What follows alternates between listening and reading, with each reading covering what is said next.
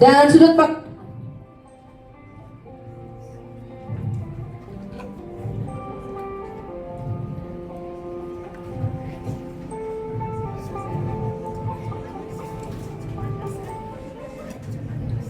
Hai, saya Dan Roshifa sebagai pencerita pertama. Hai, saya Iskandar sebagai pencerita kedua. Hai, saya Alisa Nurdamia berlakon sebagai Idang, istri Ian. Hai, saya Muhammad Izairi Mikael, berlakon sebagai Ian. Hai, saya Evi Ashrafik, si Ikan Kaloy. Terimalah daripada kami.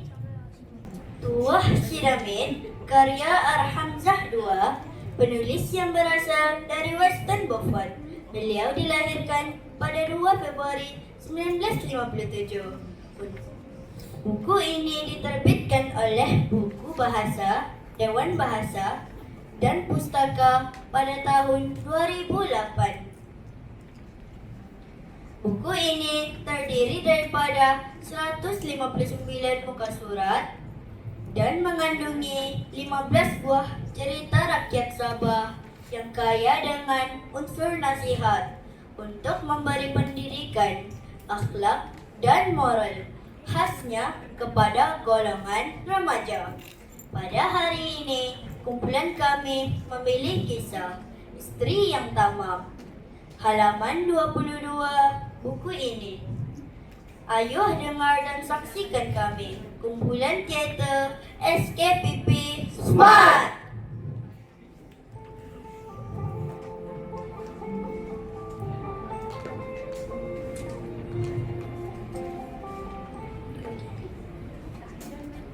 Pada zaman dahulu, di sebuah kampung bernama Kampung Batu-Batu, dalam negeri di bawah Bayu, kononnya ada sepasang suami istri hidup miskin dan tinggal di sebuah pondok usang. Si suami bernama si Ian dan si istri pula bernama si Idang. Si Ian hanya bekerja sebagai pengail ikan.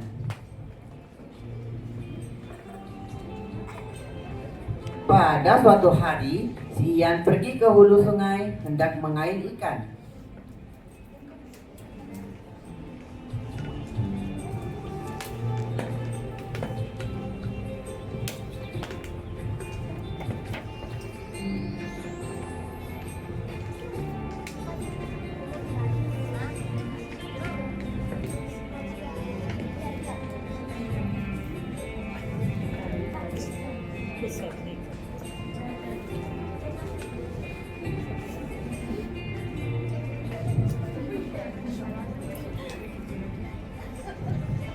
Tidak berapa lama kemudian, kailnya ditarik oleh seekor ikan kaloi yang sangat besar.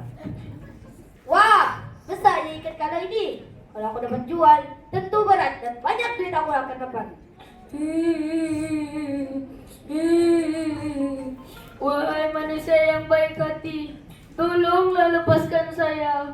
Kalau Tuhan lepaskan saya berjanji akan menolong Tuhan. Percayalah dengan saya, Tuhan. Saya tidak berbohong.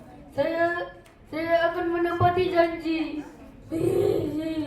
Ya betul kau ni kan. Boleh percaya ke?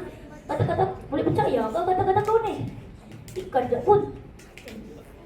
Apa yang kau boleh tolong ni? Tolonglah Tuhan. Kesianlah anak-anak dan istri saya di rumah. Kalau Tuhan tangkap saya, siapa yang mau memberi mereka makanan? Sebenarnya susah mau percaya kata-kata kau ni. Tapi nak apalah. Apa salahnya kalau aku tengok apa yang kau boleh tolong aku? Nah, pergilah kau jauh-jauh. Kalau aku tangkap kau boleh. Terima kasih Tuhan. Saya pasti akan balas budi Tuhan. Sekarang Tuhan pergilah ke rumah.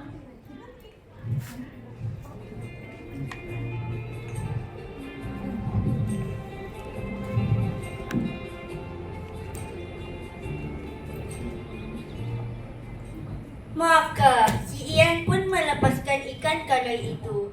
Ikan kaloi mengucapkan terima kasih lalu menyuruh Ian pulang ke rumah, berjanji akan membalas budi baik si Ian.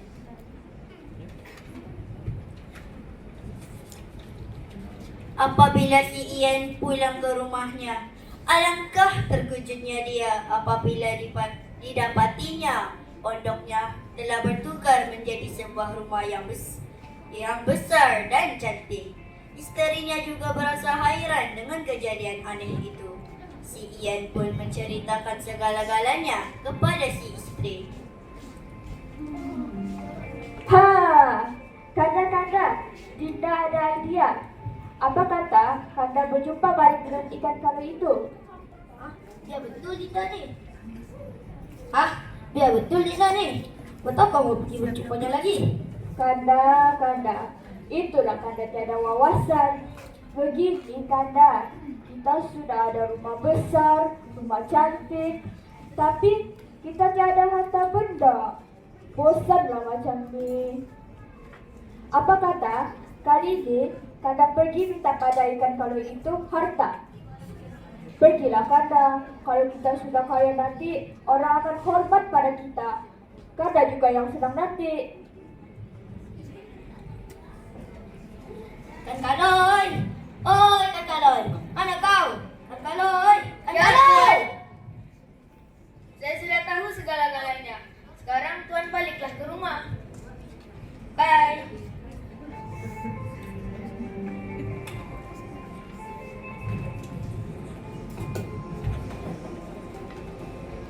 Sebaik sahaja si Ian pulang ke rumahnya, Ian mendapati ada banyak harta dan uang emas di rumahnya itu.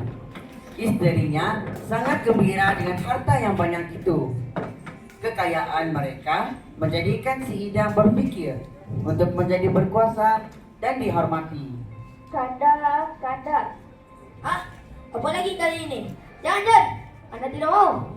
Kanda dengarlah dulu. Apa kata kita jadi raja pula? Raja? Pula? Tapi kenapa tiba-tiba mau jadi raja? Kanda ni kuasalah Kanda. Bayangkan kalau kita berkuasa nanti. Tidak mau Kanda jadi raja. Bersyukurlah Dinda, apa yang kita ada sekarang ini pun sudah lebih daripada cukup.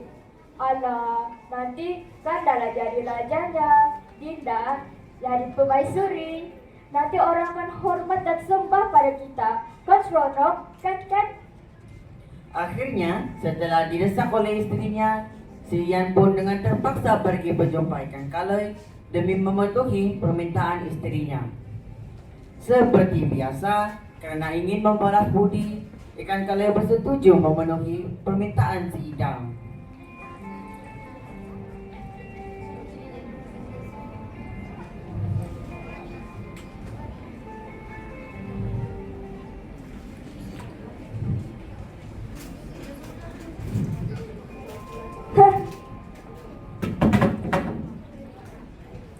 Akan tetapi, semenjak menjadi raja, sikap si Idang berubah 360 derajat menjadi sombong dan bongkak. Kemuncak ketamakan si Idang, dia menyuruh si Ian berjumpa dengan ikan Kaloy supaya menjadikannya Tuhan. Apa? Adinda sudah gila kah? Adinda sendiri yang ingin menjadi Tuhan. Adinda mau berkuasa di seluruh alam ini. Kanda apa tahu? Pergilah Kanda berjumpa dengan ikan Kaloy itu. Tunaikan permintaan Dinda ini. Anda tidak mau? Anda malu? Lagipun, Anda takut ikan itu akan marah. Baik, kalau Kanda tidak mau berjumpa dengan ikan Kaloy itu, dan Dinda sendiri yang berjumpa dengannya. Mendengar kata-kata istrinya, si Ian pun terdiam. Tetapi, demi kasih sayang kepada istrinya, akhirnya si Ian pergi juga berjumpa dengan ikan Kaloy dan menyatakan permintaan istrinya.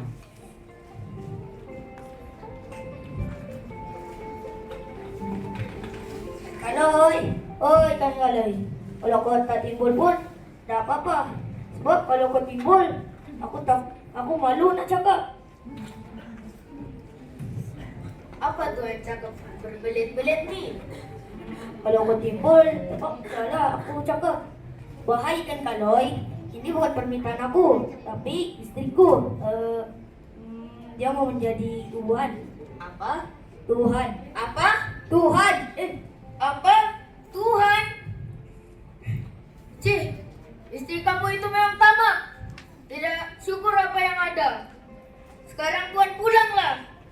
Saya tidak dapat memenuhi permintaan istrimu tersebut.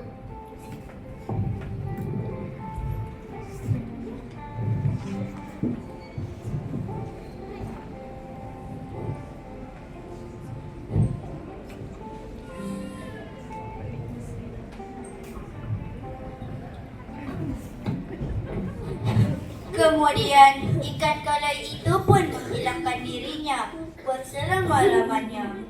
Si Ian pulang ke istananya. Tetapi sebaik sahaja sampai, dia melihat istananya telah bertukar semula menjadi pondok kecil dan usang. Si Ian sangat marah dan kecewa karena sikap tamak Haloba.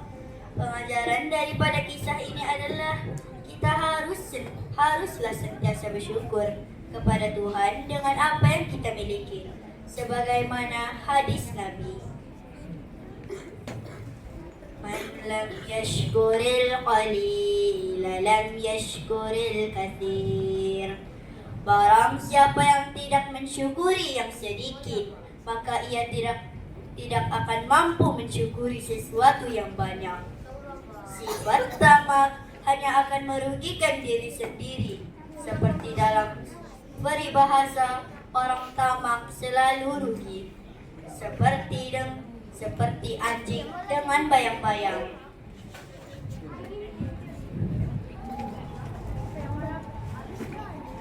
Sekian dan terima kasih.